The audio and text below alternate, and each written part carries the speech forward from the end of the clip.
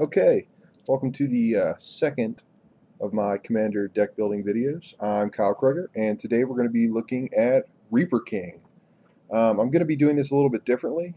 This is an exact copy of the deck that I have, but rather than showing you the physical cards, because my camera can't really focus on them, I'm going to be showing you a picture of each card. So let's go ahead and get started. Reaper King is an excellent general. Rather than build a Scarecrow deck around him, though, I have actually sort of cobbled together an ally build. So this is my Reaper King ally deck. So let's go ahead and start by taking a look at the commander, Reaper King. He's one of each color mana, or you can pay 10 colorless mana to cast him. He's a 6/6, so he's pretty big in a commander damage fight, and he allows you to give other Scarecrow creatures you control +1/+1, and whenever another Scarecrow comes into play under your control, you can destroy target permanent. Well, we like it to make it so that Reaper King works well with allies instead of Scarecrows. And one of the ways that we can do that is by using this card, Xenograft. So Xenograft is an enchantment that basically lets you choose one creature type, and each creature you control is the chosen type in addition to its other types. The two types that I usually choose between are Ally or Scarecrow. If I have Reaper King out, I make all of my creatures Scarecrows so that his ability goes into effect. Otherwise, I make all of my creatures allies so that each ally entering the battlefield triggers each other ally's effect. Alright, here's another cool card we get to use, Artificial Evolution. This is a way to basically make Reaper King functional with allies. You change all of the text on Reaper King and replace all instances of Scarecrow with ally. So Reaper King would instead read, other ally creatures you control get +1/+1, and whenever another ally comes into play under your control, destroy target permanent. Pretty sweet. Also, this spell is an instant, and it costs less than 2, so it can be put under our Isochron Scepter, but more on that later. Let's take a look at all of the ally creatures we're going to be running. In converted mana cost order, first is Halimar Excavator. He has the ally ability whenever he enters the battlefield or another ally enters the battlefield. You can basically mill target player for X, which is X is the number of allied creatures you control. Pretty sweet. Now we have Jwari Shapeshifter, basically a clone creature that comes into the battlefield as a copy of any allied creature on the battlefield. Then there's Highland Berserker, a low cost. Whenever he enters battlefield or another ally enters the battlefield, you can have allied creatures gain first strike until the end of turn. Harbaz Druid is sweet. This is basically an awesome mana accelerant. Let you read the effect, and this can get pretty out of hand when you have anywhere up to 2 or 10 allies on the battlefield. Ornreef Survivalist is another low-cost allied creature that just gets bigger as more allied creatures come into play, which is good for longer games. Now we have Ondu Cleric. Ondu Cleric basically services as a life gain mechanism in our ally deck. Then there's Kazandu Blademaster. He's a lot like the Ornreef Survivalist in that he gets bigger as you play more allies, but he also has the added bonus of having first strike and vigilance. So he's a pretty sweet card. Next we have Makindi Shieldmate. He's a defender, but he's going to be a big wall, especially as we play more and more creatures. Then we have Cabra Evangel. Cabra Evangel basically allows all of your allies to get protection from a color whenever an ally enters the battlefield. This can be good because it will help you get through some damage, especially against monocolored decks, whenever you're attacking. Right now we have Academic Cultist. Basically, this lets you bring back your opponent's creatures as long as their converted mana cost is less than the number of allies you control. So that's pretty easy to do in this deck.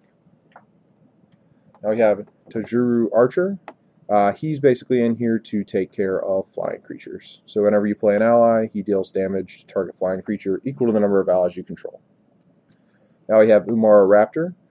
He's a lot like the other creatures who basically get bigger as you play more allies, with the exception of the fact that he has flying. So he can get really large and then crash over other players' defenses. Alright, now this card isn't necessarily necessarily an ally, but since she has the changeling type, he is every creature type at all times, which means he counts as an ally. And he's great in a multiplayer game because whenever an opponent casts a spell, you can put a +1/+1 counter on him. So he's going to get pretty big as well. All right, Tuk Tuk Scrapper. He is going to take care of artifacts whenever you play allies. And when he does destroy an artifact, you get to deal damage equal to that artifact's controller, equal to the number of allies you control. This is a pretty sweet card. Grey-Pelt Hunter, he's another one who kind of gets larger as the game goes on and you play more allies, but he has trample, which is also cool. Jaragabard, he gives all of your allies vigilance. Another sweet card. Bala Ged Thief, I love this card. So basically you're going to play allies, and Bala Ged Thief is going to let you start killing your opponent's hands whenever you play allies. Toulouse Paladin gives your allies lifelink, and Toulouse Paladin is another one who gets bigger as the game goes on and you play more allies. He's a very good card. Seagate Loremaster lets you draw cards. Nothing wrong with that. Hagra Diabolus, we'll go with that. Basically is going to start helping you win in the late game by whenever you play ally cards, he's going to have target player lose life equal to the number of allies you control. So this is direct damage from a creature. Seascape Aerialist gives allies flying, very good for getting over stalled boards. Turntimber Ranger, he's another one who gets larger whenever you play an ally by getting +1/+1 counters. And whenever you do play an ally, you get a 2/2 green wolf creature token onto the battlefield. Very good card. Kazul Warlord. This guy is awesome. So not only does he get a +1/+1 counter whenever he or another ally comes into play, but he also puts a +1/+1 counter on each allied creature you control. So he makes your whole team huge. And then we have Marasa Pyromancer. This guy is very cool because he's basically a great way to take care of creatures. Whenever you have an ally entering the battlefield, he's going to deal damage to target creature equal to the number of allies you control, which is excellent. And the last ally-specific card in this deck isn't actually a creature, but it's Join the Ranks. It puts 2 white soldier allied creature tokens onto the battlefield, and this will cause 2 triggers of any ally ability. So a very cool card. Alright, next we have some Mana Ramp, Rampant Growths. Lets you find a basic land, put it onto the battlefield tap. Very good. Then we have Shard Convergence. Since this is a 5-color deck, as long as you have green, then you can search your library for one of each of the other basic land cards and put them in your hand. Then we have Seek the Horizons, very similar. Search for 3 basic land cards, put them into your hand. Then we have Elfheim Sanctuary. This is a cool card that I like to run. Basically, it lets you skip your draw step and find a basic land instead. So if you need some early, mana fixing, you can trade cards for basic land, which is pretty cool. Alright, then we have Cultivate. Cultivate is excellent and fixes mana and ramps at the same time. Hard is the same thing. Well, they have to sacrifice land, you get 2, and they come into the battlefield untapped, which is very cool. Alright, and then we have Viridian Emissary, who is basically a walking Rampant Growth, and a cool card for not a lot of mana. Alright, now we're going to look at a really cool card that's in our deck, Isochron Scepter. Isochron Scepter basically lets you replay instants whenever you want. So we have the card from the beginning, which is Artificial Evolution, and you can imprint that under Isochron Scepter and recast it if Reaper King were to die, or you just wanted to, maybe use that effect multiple times. So that can go under Isochron Scepter. Then we have a bunch of ways to basically flicker our ally creatures, because whenever allies enter the battlefield, their effects trigger. So you have Cloud Shift, Liberate, Otherworldly Journey, Momentary Blink, and Flicker, the original. And all of these are instants, with the exception of Flicker, actually. My apologies, it is a sorcery. But these guys are instants, and they can be imprinted under Isochron Scepter. Alright, then we have another way to flicker our permanents, Venture the Sojourner. His +2 ability does that quite well, and if you're in a stalled board state, his -1 ability will let all of our allied creatures crash through for huge damage. Then we have some other higher than 2 costs. Sudden disappearance. You can exile all non-land permanents target player controls, so you can use this on yourself or on your opponent to break through for some damage. Now remember, if you do this on yourself, all of your allies coming into the battlefield will all trigger each one of their effects. So this is a really great card. Ghostway, pretty much the same thing, except you can only do it to your creatures, and it's an instant, so this is a great card.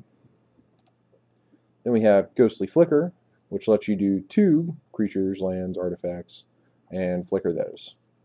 Alright, then we have Miss Meadow Witch. She is a creature, so she has a repeatable flicker effect. And finally, Gale Powder Mage, who is a creature and basically lets you flicker whenever you attack. Alright, now we have some clone effects, starting with the original, Clone.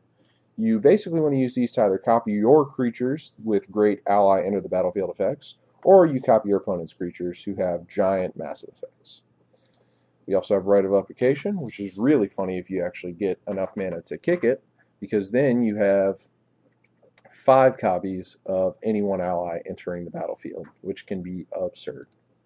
Phantasmal Image is a cheaper version of Clone. And then we have Kiki-Jiki Mirror Breaker. This is basically a repeatable copy of Clone. And although it puts a token that you have to sacrifice at the end of turn, you have an enter the battlefield effect trigger, which is great in this deck. Splinter Twin, basically the same thing as Kiki-Jiki Mirror Breaker, except you use it on an ally instead of actually having a creature. Then we have some interesting cards. Riptide Replicator is an old card from Onslaught that basically lets you, whenever it comes into play, you choose a color and a creature type. Usually the color doesn't matter, but the creature type's important. You want to choose ally. And then you want to pay at least 1 for X. And then basically you have a repeatable ally that can always enter the battlefield during each one of your turns by paying 4. And then you put an XX creature token that is an ally into play, and that ally token will actually trigger all of your allies enter the battlefield effects, which is pretty sweet. Mimic Vat's the same way. If you imprint an ally, or if you imprint one of your opponent's creatures, you can put a token onto the battlefield that's a copy of that card every turn.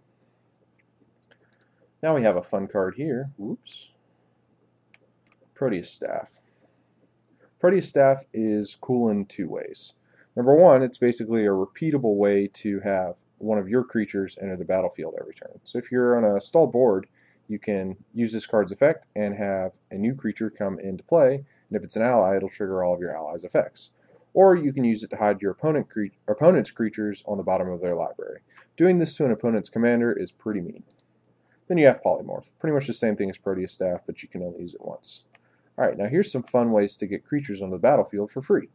Lurking Predators is a great card. It basically lets you put your creatures onto the battlefield for free whenever your opponent casts a spell.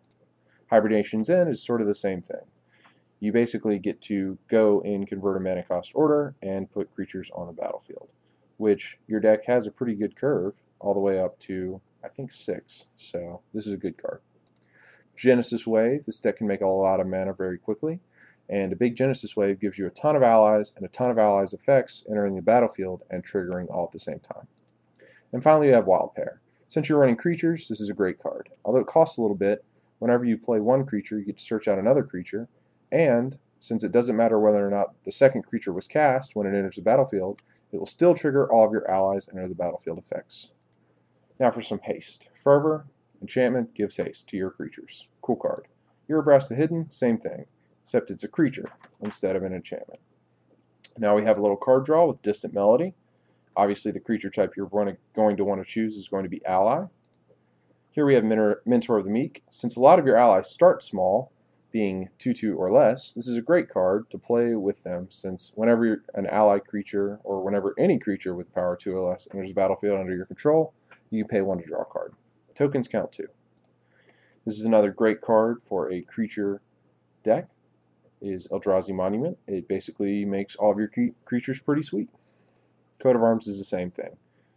You're going to have a ton of allies, which basically means you're going to have a huge bonus from Coat of Arms. And now we have the last non-land card in the deck, which is Aura Shards. Since you're having so many creatures entering the battlefield, this repeatable artifact and enchantment destruction is awesome. Alright, now we're going to look at the land. Now keep in mind, this is sort of a budget deck that I've made that I've kind of cobbled together with what I had lying around. So some of these cards are expensive, and some of them really aren't, and probably aren't the best way to fix your mana, but I kind of run with them anyway. So first we have Rupture Spire. Basically, add 1 mana of any color to your mana pool. Pretty cool. Shimmering Grotto, same sort of effect, except you have to filter a land in, but that's okay. Evolving Wilds lets you find your basic lands. Terramorphic Expanse is a functional reprint of Evolving Wilds. Then we have Shivian Oasis, which enters the battlefield tapped, but gives you access to green or red. Then we have Grey Pelt Refuge, same thing, except you gain a life and gives you access to green or white. Xandu Refuge, same thing, red or green with the life gain. Then we have Elfhame Palace, enters battlefield tapped, gives you access to white and green. Serugi Refuge, gains a life, white and blue. Jwar Isle Refuge, gains a life, blue or black. And Akoum Refuge, gains a life, black or red. Then I'm running one of each of the Shard Panorama lands. So we have Jund, Naya, Bant, Grixis, and Esper. Then we have a couple of the dual lands. We have Hinterland Harbor, which I'll let you guys read really quickly, and Dragonskull Summit, which is basically the same thing as Hinterland Harbor, but with red and black instead of blue and green. Then I had these lying around, so I figured why the heck not, throw them in here. Misty Rainforest, Scalding Tarn, and Arid Mesa. Now, if I open some sweet Shocklands out of Return to Ravnica when it comes out at the end of the month, then I imagine I'll be putting some of them in here, since a lot of these cards actually find the Shocklands. And then finally, I'm running 1 Swamp, 4 Islands, 3 Plains, 3 Forests, and 3 Mountains. And that sort of rounds out the deck. So I hope you enjoyed this video. If you're looking to make an ally deck but don't want to use one of the typical 5-color commanders, you might think about Reaper King. He is a pretty sweet one and actually does a lot of work when you can use things like Artificial Evolution to make him more ally friendly. Thanks a lot for watching, and I hope you enjoyed this new video format. I think I'm going to go with this again in the future, and as always, comments and subscriptions and just general liking the video is always very much appreciated. I look forward to making some more of these in the future, and until next time, thanks for watching.